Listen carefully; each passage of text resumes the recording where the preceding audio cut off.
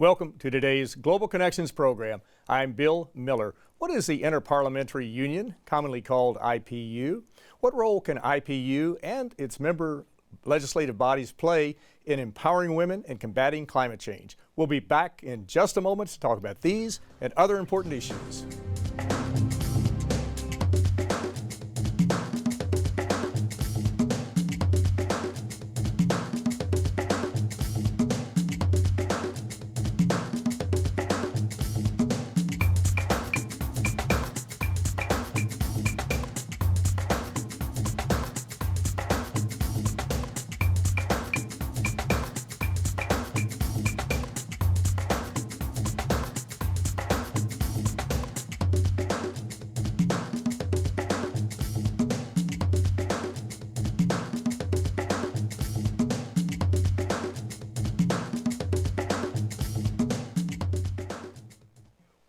Welcome back to our program. Today we're taking a look at the Inter-Parliamentary Union, the IPU, and also taking a look at what the various legislative bodies around the world can do to promote peace and stability, as well as combat basically every problem we're dealing with in the world today. My guest today is an expert on the IPU. My guest today is Paddy Torsney. Paddy Torsney is a former member of the Canadian House of Commons. Paddy Torsney is the Inter-Parliamentary Union IPU Permanent Observer to the United Nations in New York. Paddy Torsney, welcome to today's Global Connections program. Thanks so much, Bill. I appreciate you being with me today. IPU, the Inter-Parliamentary Union, perhaps we've heard a little bit about it, but it's probably not a household term, right? What is the Inter-Parliamentary Union? When was it formed? Why was it formed? And what do you do? So first of all, we are one of the oldest multilateral institutions. We predate the League of Nations and the United Nations itself. It started in 1889. And it started really in Europe. At the time, parliaments were beginning, there's a lot of monarchies, countries were forming, there was a lot of war and difficulty. And it was an opportunity to bring representative democracy up to that next level. So the first two that started talking to each other were Britain and France, who didn't actually get along that well at the time. And then it grew from not just Europe, but internationally. We have 166 national parliaments. And you're going to ask me, what are parliaments? Yes. Parliaments are the national body, legislative body. So it could be called a Congress, it could be called a Shura, it could be called a Knesset. They're all parliaments. And their job is to hold governments to account for the things they sign here at the United Nations and elsewhere, and to legislate, so to pass laws and to make sure that the aspirations of the people are recognized domestically. The IPU takes it to that next level and includes an opportunity for them to work on world issues together. So basically, as I understand it, a parliament is a legislative body, and we national level in this case. At the national level, right? And we could use, say, the British Parliament, which is arranged logistically different from the United States Congress. That's right. But they're both parliaments. Is that correct? Yeah. So and in some countries there would be a provincial or a state parliament as well, but we only have national representation. Yes, they have an oversight and a legislative function, and they're called different things, but they are parliaments. Now, you're basically the permanent observer to the United Nations for the IPU. What do you do in this capacity, and how do you liaison with the United Nations? Well, we have a couple of functions. First of all, our head office is in Geneva, and that office coordinates all the activities of the IPU and does a lot of our development work as well. Here at the United Nations, it's really, there's a need to really bring the people into the process here through their elected representatives.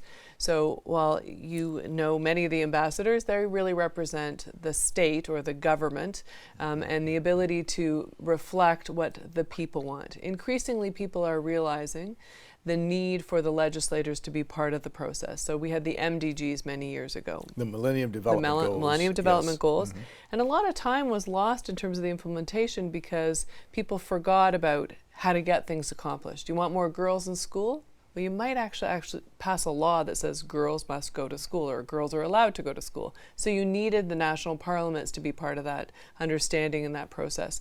You may need to pass a budget that includes more allocation for schools to be built. That's something that parliamentarians need to be part of.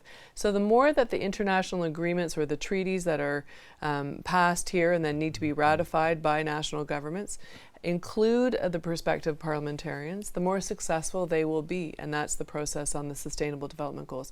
So our job is to do a little bit of the tell the parliamentarians what's happening at the UN and why they need to be involved, and also to remind the UN about the role of parliaments and to see where we effectively can be inserted into the processes.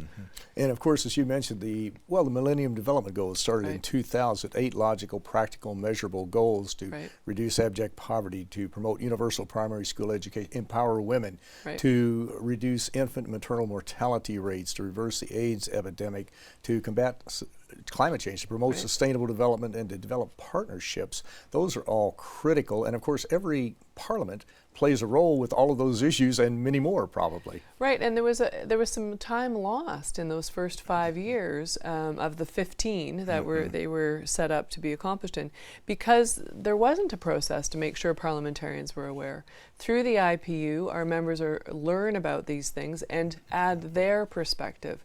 So in the Sustainable Development Goals, which are much perhaps better known because there's been a longer process of developing them and people are understanding how things work, there will be a need to adopt a national plan in each country to make sure that those things are accomplished, and that will be something that our parliamentarians at that level will need to be engaged in. And they need to make sure that when the government says we'll make sure there are more girls at school, that somebody's actually saying, are we living up to our expectations? Are we living up to what you said you'd do when you were in New York and you signed that agreement? That's the parliamentarian's job. Exactly. And when you go, that was Millennium Development Goal number 3, to empower women. And when you go to different countries, you have different interpretations at times of what that means and how far a country wants to move forward. Do you find that the case in the IPU with your member states, that some are really the avant-garde of working to empower women, to educate them, to help them to develop their own businesses, that type of thing, and others may not be moving quite as quickly? Well, one of the areas that we have focused a lot on is increasing women's representation. So together with UN Women, we publish a map every 2 years, and I brought a copy, of course, and you can get it on our website. But the map really shows the world and shows countries where they are relative to other countries and how they want to work. So I brought a copy of it that your viewers can see, and they can go and look on our website, ipu.org. And so the colors designate where you are, what percentile you are, and we actually list all the countries in order. By increasing women's representation, particularly at the federal level, we think that there will be an increase in equality in countries. We also have, every time we have 2 big meetings a year, we call them assemblies, and we have a process where the women get together for 1 full day, reflecting on the main agenda, but inserting a women's perspective in it. So internally, we have a gender partnership group. We have ways that we try to enhance women's participation and to make sure that their views are heard. It's part of everything we do. And then in our development projects, we help parliaments be more inclusive of women and address women's issues as well. And of course, our viewers can go to www.ipu.org and get much more information on what we're talking about today. And some of the publications that we have. So Plan of Action for a Gender Sensitive Parliament, Parliamentary Priority Actions to Combat Violence Against Women. What very practical tools for members of Parliament to make a difference for all the people in their country. Exactly. And of course we hear about the youth. Obviously the youth are they're the future, no doubt about it. And you have one publication here that I happen to have, is Youth Participation in National Parliaments. Right. And tell me a little bit about why do you want to get youth more involved in national parliaments, and how do you do that? How do you bring them in to show them how a parliament works and what it can do and maybe what it can't do? Well, I was elected at 30, and I was one of the younger ones. Here in this country, we're in the United States right now, you have some barriers to young people taking office, whether it's a 25-year or 30-year age to be allowed into the Senate and to the House. Many parliaments allow you to take office right when you're 18, if you're allowed to vote at that point. And so we do think that there's a role increasingly to engage with young people and to make sure that they have the space and the media to communicate. So young people communicate with each other differently. And we need at this time of complicated problems, everybody's participation and all of their ideas, and young members of parliament come at things differently. They have different ideas. We want to make sure that they have within our IPU a forum to get together. So in May of 2015, we're having a meeting in Tokyo to bring together the world's young parliamentarians and let them look at the issues, youth unemployment, which, you know, it's their contemporaries that are very much more effective. You and I are a little older. We can say it's a problem for our children or our nieces and nephews or our friends' kids, but they are actually living it, and they're the young parliamentarian who has a job when their friends may not. So they may have different approaches that we need. So looking at the issues through that younger person's lens and making sure that they're bringing in the policies that'll make a difference. And of course, you mentioned youth unemployment. This is a major problem. Yeah. It is a major problem. You look at some countries like Egypt. Really, I'm not going to say every country, but just about every country, Yeah. it is a problem to some degree. Well, and in most countries, if you look at the stats for unemployment in general, you have to add about 10% or something for the young people, and it's a big challenge. We had a different time for getting a job, and young people are being very entrepreneurial, and they're doing a lot of things. They're certainly getting lots of education in many places, incurring bigger debts, and we want all of us should care about what's happening to the next generation. Exactly. In my opinion. Most assuredly. When we've talked about some of the services you provide, and of course one of your major functions is to promote democracy, obviously. Right. And of course the United Nations, UN agencies work towards that goal. U.S. government, many governments around the world, that's one of their goals. Foreign policy goals is to promote democracy. Right. How do you do that with your member states? I'm sure you have differing levels of democratic activity within those parliaments. How do you do that? Do you ever team up with other groups to do workshops, like with UN agencies or with folks like that? But how does that work? We do, Bill, work with other partners, UNDP, UN Women. We work with aid agencies. One of our specialties, though, is not so much enhancing people's ability to vote, which is part of it, but it's more enhancing the institution itself, making sure it's democratic and making sure that we bring that added expertise of other parliamentarians and our knowledge in-house to make sure that the institution of Parliament is working as effectively as it can, and that enhances people's desire to vote as well, I would argue. And so making sure that the members of Parliament are as effective as they can be, and that their institution is as strong as it can be, and that it has the power to provide oversight, to pass legislation. So in some cases it's investing, and some aid agencies from the government level and internationally are working on investing in parliaments, and we're the vehicle to make sure that they can do that effectively.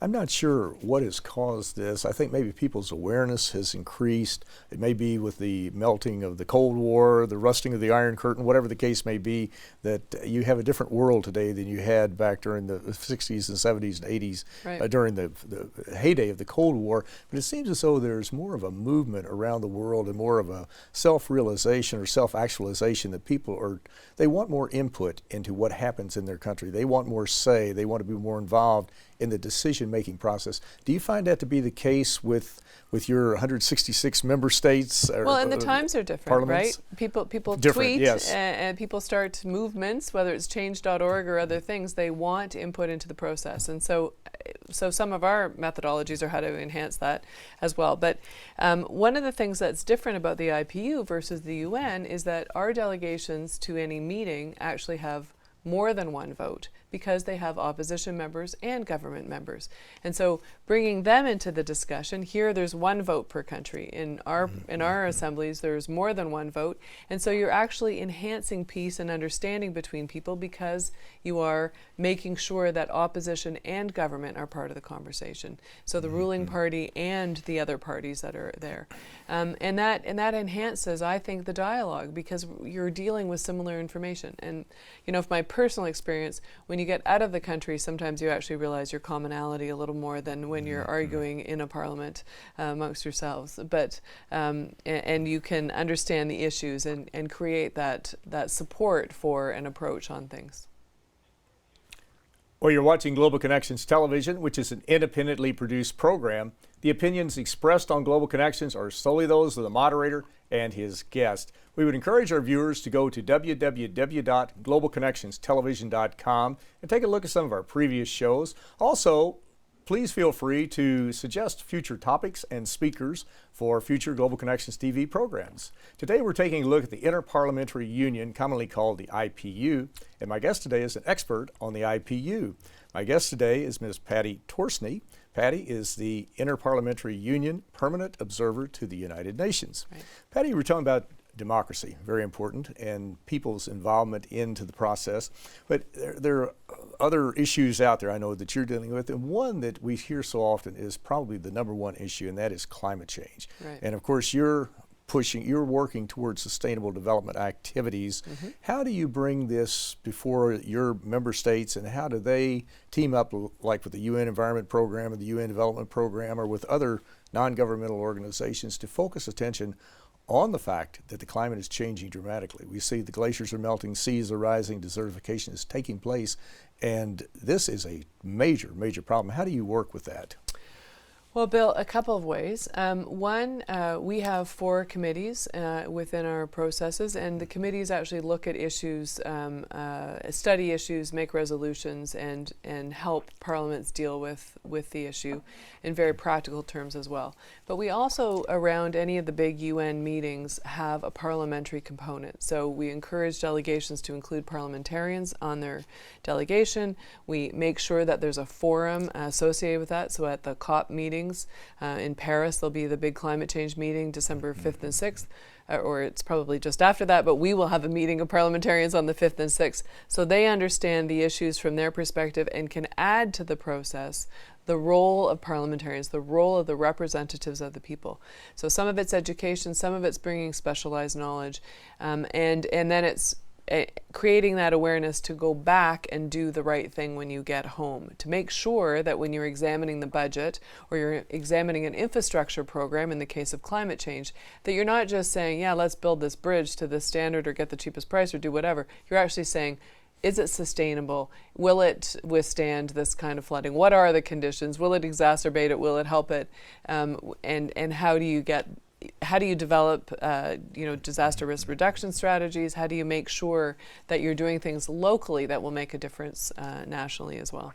Mm-hmm. Exactly. So our members are living with these impacts on a very local level. Mm-hmm. And as we've seen there, most of the scientists have come to the conclusion, we see the Intergovernmental Panel on Climate Change has had 5 major reports. They've come to the conclusion 98%, 97% of the scientists believe that most of the climate change, global warming, is directly attributable to humans. We need to change the way we're doing things. One of the main challenges we have is how to get off of fossil fuels, to get away from coal, oil, gas. And of course, these are powerful vested economic interests. And as we see, like with the United States Congress, one of the reasons that the U.S. Congress is not moving any faster is because the infusion of money into the U.S. Congress and into campaigns and that type of thing. Do you run into this situation in other areas of the world? Some areas, like Denmark, is moving to be fossil-free, very fossil fuel-free, I guess, very shortly. Other countries are not moving quite as quickly. India, for example, some others are moving more towards coal. But do you run into that, and how do you deal with that? Well, I think our members, different members would have different awareness or opinions. Again, we bring government and opposition members together, and we create that space for them to share ideas and examples of practical solutions, and to be able to take action when they go home. So we don't necessarily have an opinion on all of those individual things that you mentioned, whether you should be dependent on one thing or the other, but we certainly create the opportunity for people to discuss these ideas, to learn from each other. We definitely know that they need the tools to combat climate change, and they need to work to prevent further degradation of the environment, because people are living with the impacts of that. And again, as representatives, hopefully, of all the people, it's the most vulnerable that are usually have the impact is greater on the most vulnerable in any society. And so as a representative of the people, hopefully you are thinking about that as well and mitigating the impact. Mm-hmm. And now another goal that you have listed on your website is to work towards international peace and security, a very noble goal. And of course, that was one of the 3 reasons that the United Nations was set up in 1945, is to eliminate the scourge of war. And it was certainly no no small task. How do you work towards that goal? Do you get involved in bringing countries together that are perhaps involved in regional conflicts, or Yes. that disagree with one another on territorial boundaries, or perhaps could be involved in peacekeeping missions with the United Nations? Or how does that play out? In a couple of different ways. One of the ways is, again, so we have 166 member countries. They don't all get along at any one time. We have regional geopolitical groups. We have 6 groups that can also work on issues. So the Europeans and it's basically Europe and others, so Canada, US would be part of that. We have Asia Pacific, we have an African group, we have an Arab group, we have the Latin American group. They have different names, but that's how they're organized. And so they can get together and discuss issues as a group, and then also get together cross groups. So each of our committees has representation from all of the 6 geopolitical groups. The members get to meet each other again. I mentioned that they're not just the ruling political party, they're often opposition members as well. And so it's an opportunity to see where the peacemakers are, to meet each other, to work on issues. Our Middle East Committee works on issues and discusses things together, and they try and work to find the commonality. So they're going to work on some women's issues together, on some water issues together. And I think that helps advance the cause of peace. So we have different specialized groups, and we've often been a forum. In the Cold War, for instance, the Americans used it as an opportunity to talk to people that they were, try and find out who are the peacemakers and how do we move forward and how do we create that space for dialogue and to democratize, really, international relations. It seems like no matter where we go, we always come back to sustainable development and climate change, which is just logical. It just ties into everything that we're doing. You mentioned water, and that is so important. And we see that we have burgeoning populations today, 7.3 billion people, soon to be close to 10 billion by 2050, something like that on the planet. We see that the water supplies are dwindling.